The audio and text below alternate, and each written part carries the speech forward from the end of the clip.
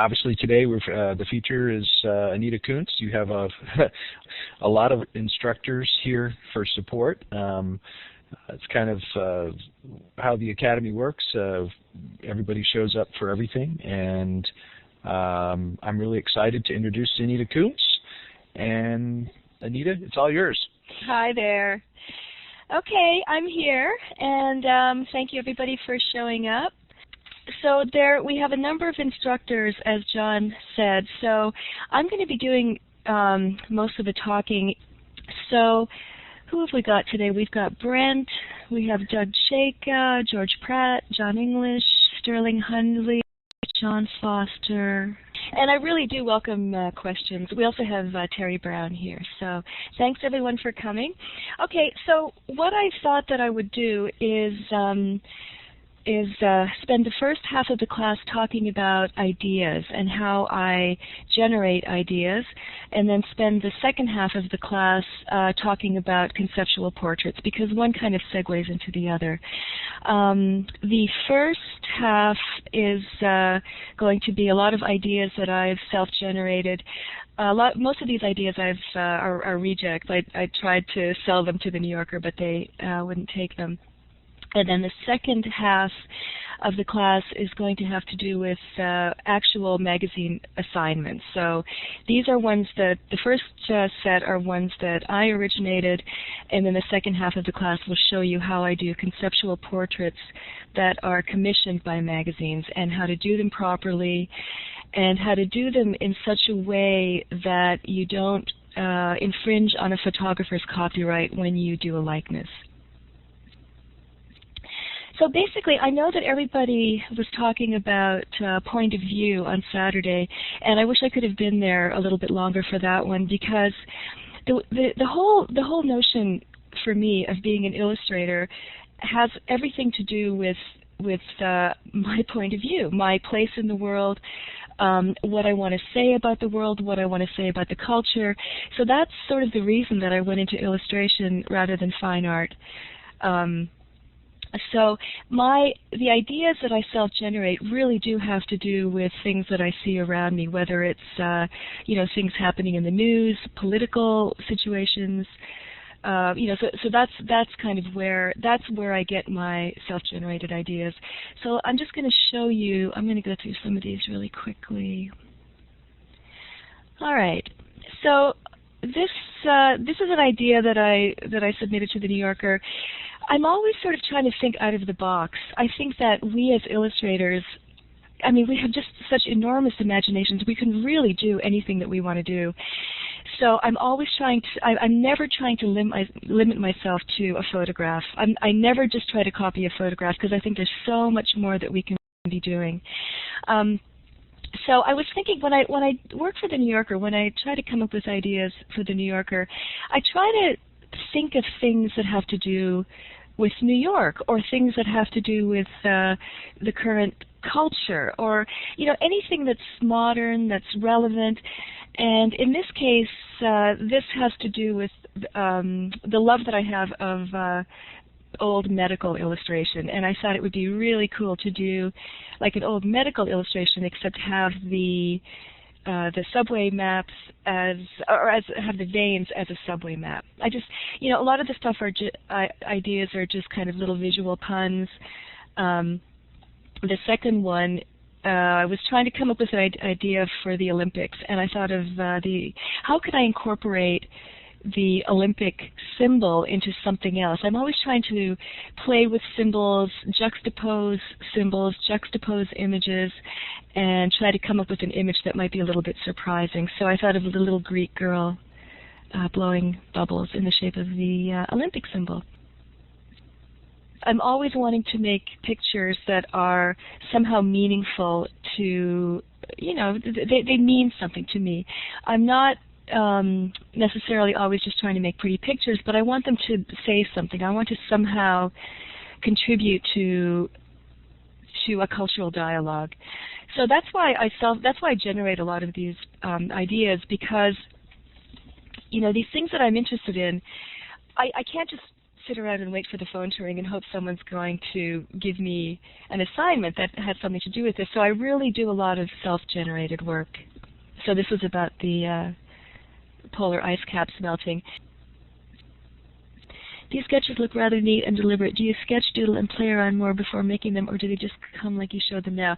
The one that you see right now, I would just draw that. I mean, that's just a drawing. You know, drawing, erasing, drawing, erasing. But I also use tracing paper a lot. Do you have tons of versions for each idea, and are we just seeing the best? Oh yeah. I mean, you know, the first drawing will just be, I don't do tons and tons of drawings, but this might be actually the one that you're seeing now might be actually a second drawing. In any event, so this is what I would pitch to the New Yorker. I just put more detail. I've added the guillotine just to make it clearer. Illustrations should be clear. And then this is the final. I mean, well, you know, in future classes we can get into this a lot more. This is really just a little primer. Copyright is basically that you're granting someone rights to copy your work. It's no more complicated than that. And copyright was developed by the founders of the U.S. specifically so that the arts could thrive, so that artists could be artists and make work that's in the culture and also make a living doing it. Copyright really shouldn't be a scary thing. It's there to help us. And if you register your copyright, it's really the best insurance that you can get. If someone rips you off, you know, so that you can be, you know, compensated for your troubles. Yeah, Doug was asking, how much does that cost, Anita? Oh, I think, it used to be much more of a pain. It used to be you had to FedEx it to the offices, but now there's a system where you can do it all online. It takes about 5 minutes. You upload everything. I can actually show people in another class, and it costs $35. And you can do it. You can really do it within 5 minutes. It's that easy. And can't you also load up like an entire disc full of stuff that for the same price rather than just one piece? That's correct. That's correct. Yeah, great question. Exactly. Okay, now this is the final whiteboard I have. This is a job I did fairly recently. And again, a conceptual portrait. So what was this job again? This is for a Canadian publication, and it had to do. It said Stephen Harper is our current Prime Minister. The story had to do with it's called "What's in Stephen Harper's Wallet," and the story was basically talking about money, gifts, and perks that the politicians receive, the ones they are not allowed to take, what they are allowed to take. So it's really kind of a story about the perks and whether it has to do with, living in beautiful homes and, what one politician gets over another. So because it's a portrait of Stephen Harper, this is the kind of thing that I would get. I would print out all of these images and put them on my desk beside my tracing paper. And I'd start doing some sketches of him. It doesn't matter how much it looks like him right away, but first I'm going to start thinking about, how can I illustrate this idea of politicians and wealth? So I came up with 3 ideas. What is tracing paper, John Foster? Are you kidding? Okay, so here's one idea, and he's in his yacht. Haha. Okay, he's in his yacht, and and the yacht is made of money, and he's looking into the future, and it's just an idea. Because it's a magazine I hadn't worked with a lot. I wasn't sure what kind of idea that they would like. I wasn't sure if they'd be open to doing ideas that were a little bit more out there. Then I thought of doing him as Daddy Warbucks, and again, looking at these pictures, I can analyze that the thing that makes him very distinguishable from other people he's got a very distinct hairdo. His eyes are very, very light. I'm going to really exaggerate the lightness of his eyes. His nose, and he's got very kind of full lips. His lips are very pursed lips. There you go. They're pursed lips. So those three things are going to be instrumental when I again, you can see that I've started doing this. I mean, I've got his groovy hairdo, pursed lips, but that doesn't look exactly like him yet. And again, here, I'm not so concerned yet with the likeness, but as you can see, I'm still trying to establish the idea with the art director. And then I thought about doing him as the Monopoly Man. Is this a famous cartoon figure? Daddy Warbucks was in Little Orphan Annie? Am I getting that right? Okay. So the art director, of those three, the art director picked this one, and that's the final. So again, in the final, I just took the idea and worked it a little bit more. Again, I looked at the, you can tell that I'm not doing exactly one of the pictures over the other pictures, but rather I'm analyzing what are the features in each of the that are common to each of the photographs, and doing his likeness that way. Again, because it talks about perks, it talks about the houses, it talks about, here's a treasure chest, and here's one of the fancy cars, and of course I remember that there's also a diamond ring. So I thought it sort of illustrated the idea pretty well. In this case, this is one area where I am starting to use Photoshop a little bit. I did the painting in watercolor and gouache, and in this case, when I submit everything, the blur, I submit everything digitally now, so we just added a little blur. So that, folks, is it. So I'm interested in any questions if you have them.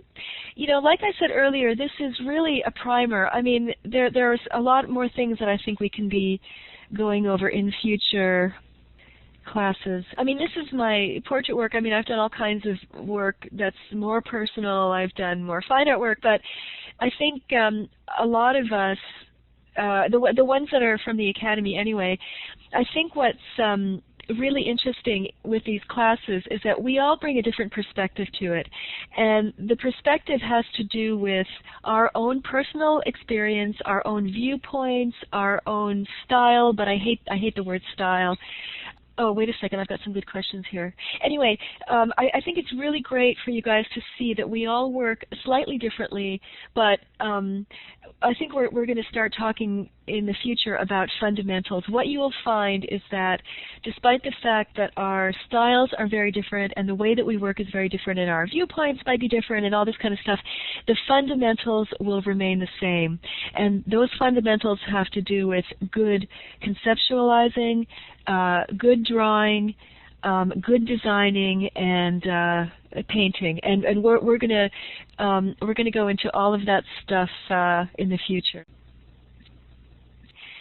Okay, so are we finishing then, or are there any more questions? Yeah, I think we're, you've answered a lot of questions, and is there any more questions anybody has right before we go? But I think you've done a beautiful job, and thank you so much for putting so much effort into the class. Fantastic. Yay! All right. Okay. I think this is incredible. I'm really looking forward to future classes, and I promise I will attend them all. Thanks, everybody.